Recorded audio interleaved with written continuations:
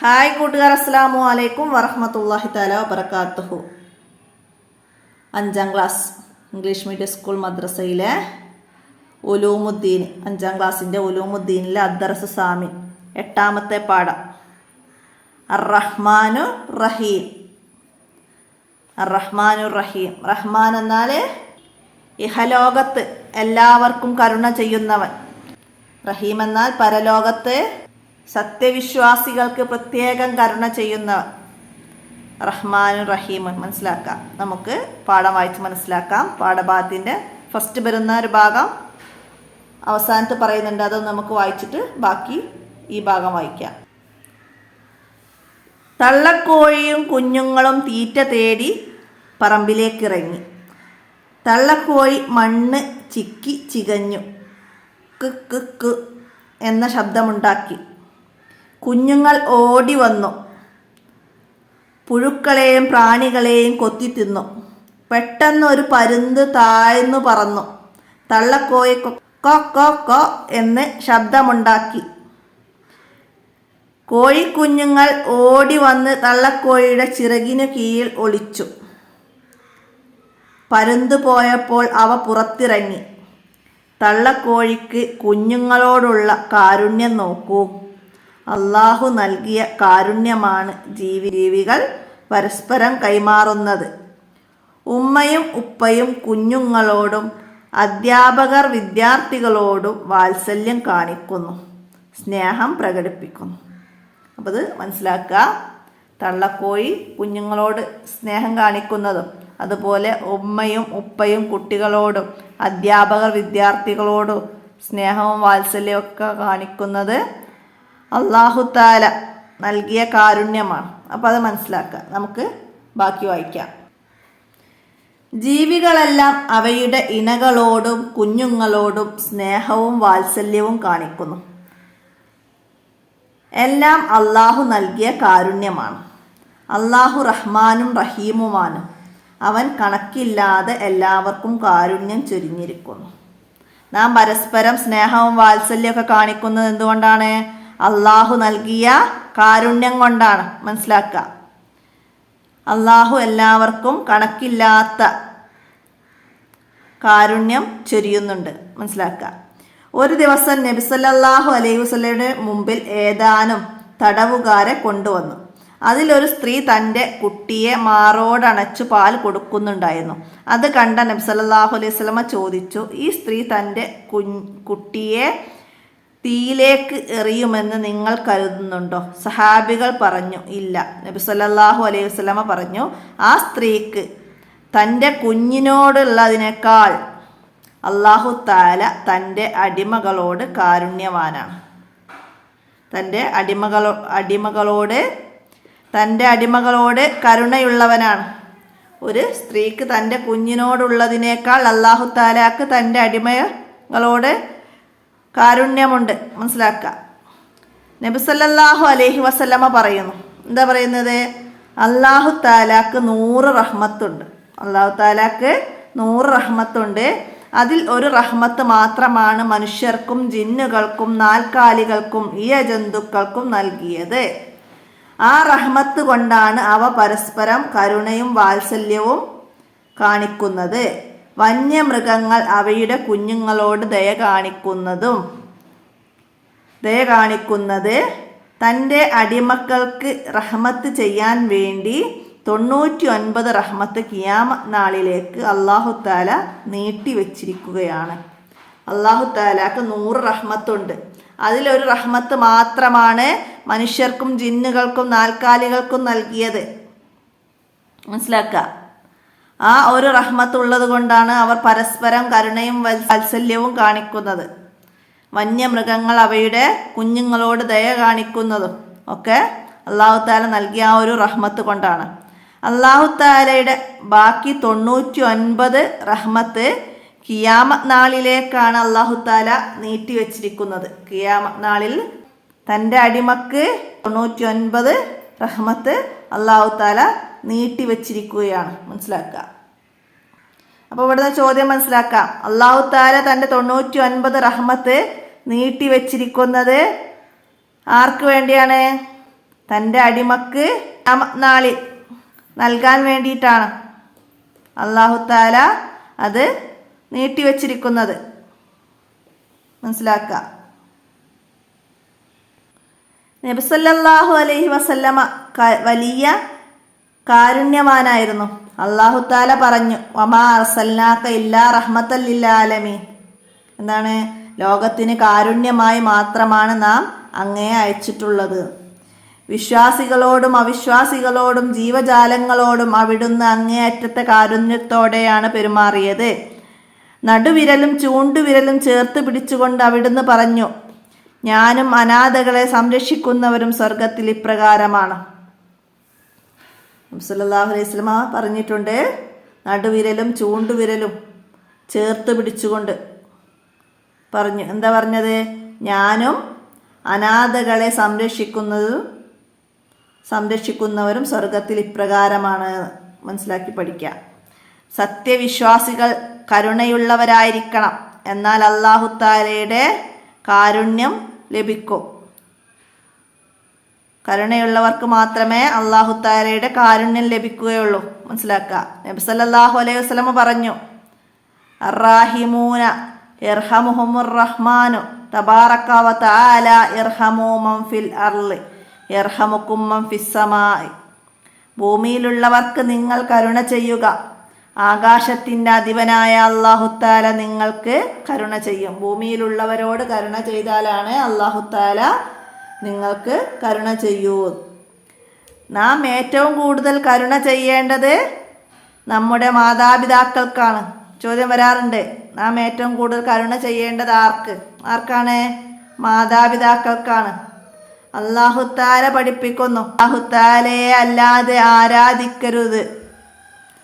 ആരാധിക്കരുതെന്നും മാതാപിതാക്കൾക്ക് ഗുണം ചെയ്യണമെന്നും നിന്റെ രക്ഷിതാവ് വിധിച്ചിരിക്കുന്നു. മാതാപിതാക്കളോട് ഛേ എന്ന് പോലും പറയരുത്. അവരോട് മാന്യമായി സംസാരിക്കണം. അവർക്ക് കാരുണ്യത്തിൻ്റെ ചിറക് താഴ്ത്തിക്കൊടുക്കണം.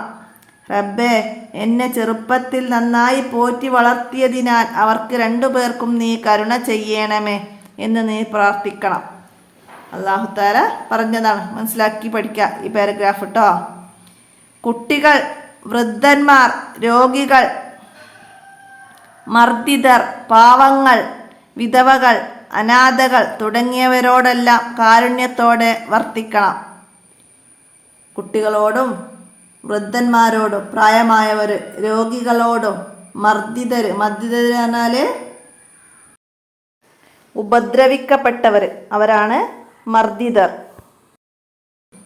ഉപദ്രവിക്കപ്പെടുന്നവർ, പാവങ്ങൾ, വിധവകൾ, അനാഥകൾ തുടങ്ങിയവരോടൊക്കെ കാരുണ്യത്തോടെ വർദ്ധിക്കണം. നാം അവരോടെല്ലാം കാരുണ്യത്തോടെ വർദ്ധിക്കണം. അപ്പോൾ അതൊക്കെ പേരുകൾ എഴുതാം. അവരോട് നല്ല വാക്കുകൾ പറയണം, സഹായങ്ങൾ ചെയ്യണം. സ്വർഗപ്രവേശനത്തിന് ഇതെല്ലാം കാരണമാണ്. കരുണ ചെയ്യുന്നവരിൽ അല്ലാഹു തആല നമ്മെ ഉൾപ്പെടുത്തട്ടെ. ആമീൻ. സ്വർഗപ്രവേശനത്തിനുള്ള കാരണങ്ങളാണ് എന്തെല്ലാം? കുട്ടികൾ, വൃദ്ധന്മാർ, രോഗികൾ, മർദ്ദിതർ, പാവങ്ങൾ, വിധവകൾ, അനാഥകൾ തുടങ്ങിയവരോട് കാരുണ്യത്തോടെ വർദ്ധിക്കണം. അവരോട് നല്ല വാക്കുകൾ പറയണം.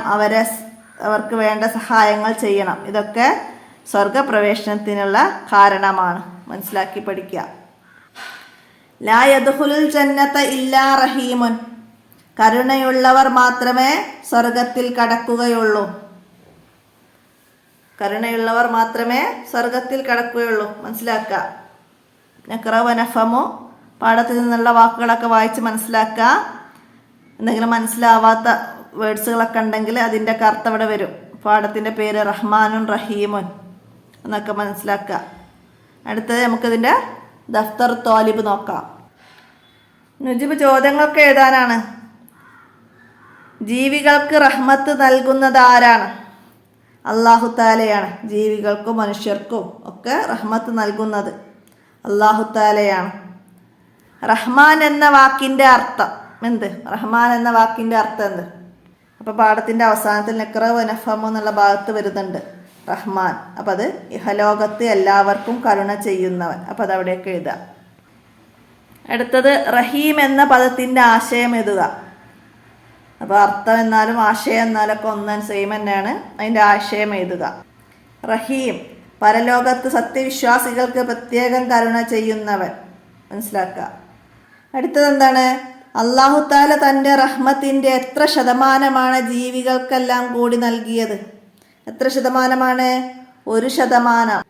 ഇവിടെ പറയുന്നുണ്ട് 1 റഹ്മത്ത് മാത്രമാണ്. അപ്പോൾ 1% മാത്രമാണ് മനുഷ്യർക്കും ജിന്നുകൾക്കും നാൽക്കാലികൾക്കും ഇഴജന്തുക്കൾക്കൊക്കെ നൽകിയത്. മനസ്സിലാക്കുക.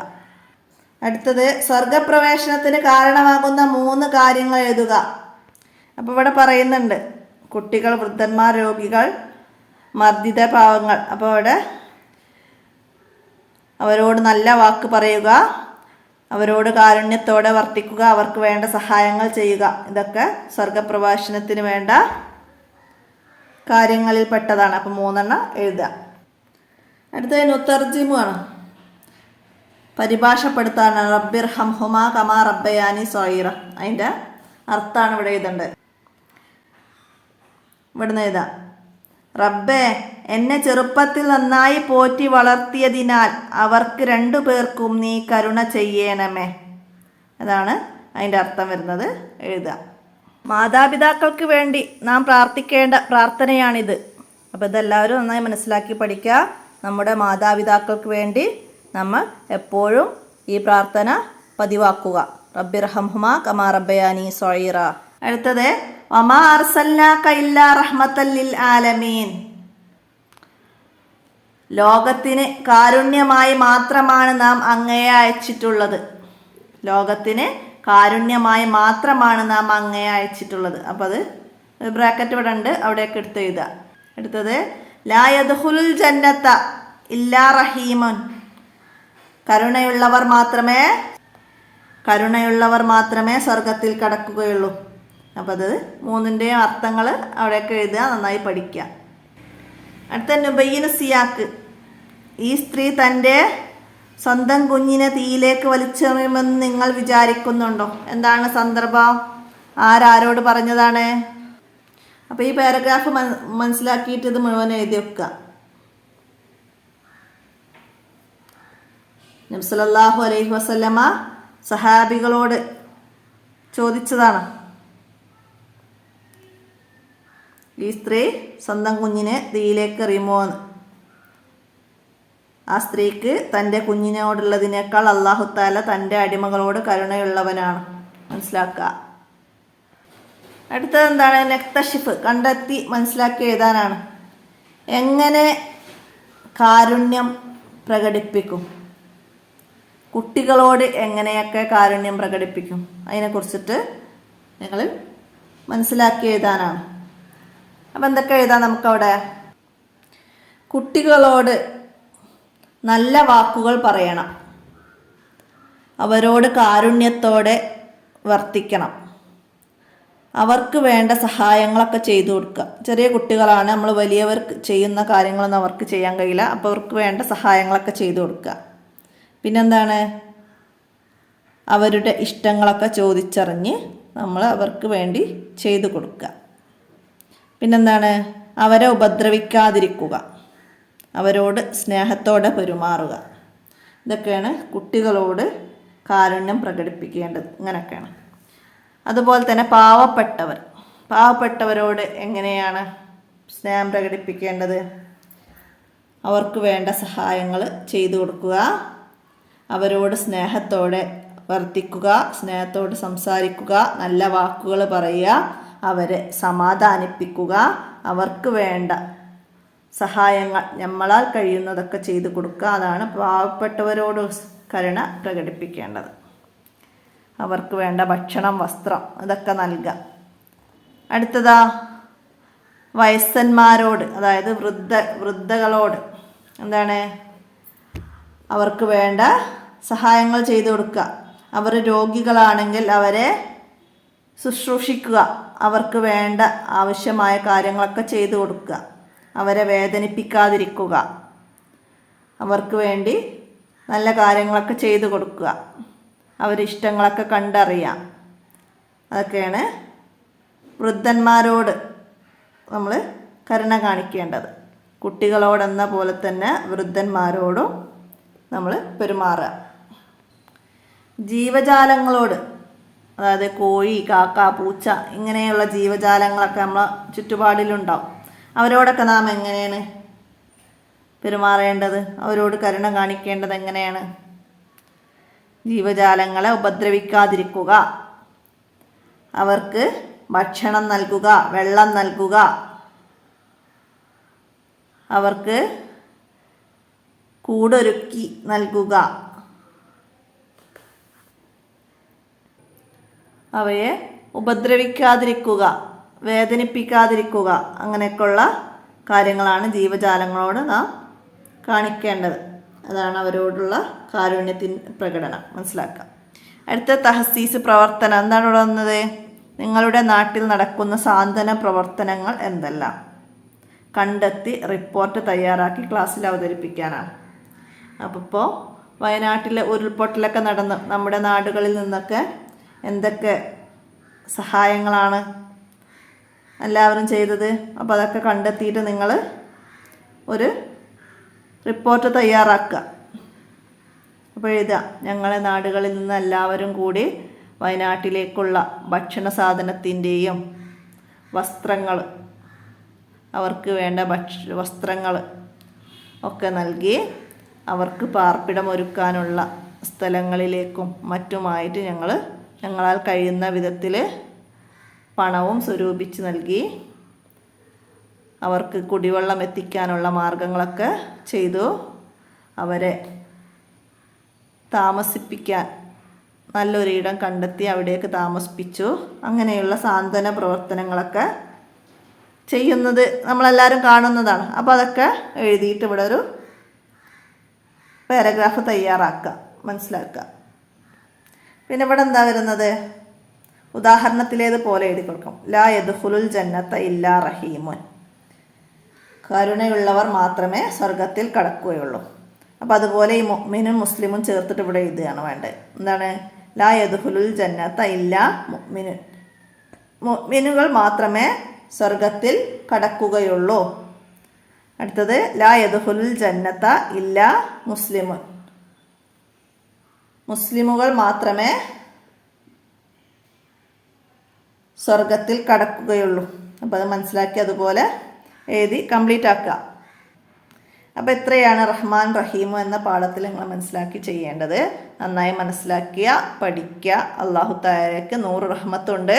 അത് അല്ലാഹു തആല ഒന്ന് മാത്രമേ മനുഷ്യർക്കും ജിന്നുകൾക്കും നാൽക്കാലികൾക്കും നൽകിയിട്ടുള്ളൂ. ബാക്കി 99 എണ്ണം തൻ്റെ അടിമക്ക് ഖിയാമത്ത് നാളിൽ റഹ്മത്ത് ചെയ്യാൻ വേണ്ടിയിട്ട് നീക്കി വെച്ചതാണ്. അപ്പോൾ മനസ്സിലാക്കി പഠിക്കുക, ഉപകാരപ്പെടുത്തുക, കൂട്ടുകാർക്കൊക്കെ ഷെയർ ചെയ്ത് കൊടുക്കുക. അസ്സലാമു അലൈക്കും വറഹ്മത്തുള്ളാഹി വബറകാതുഹു.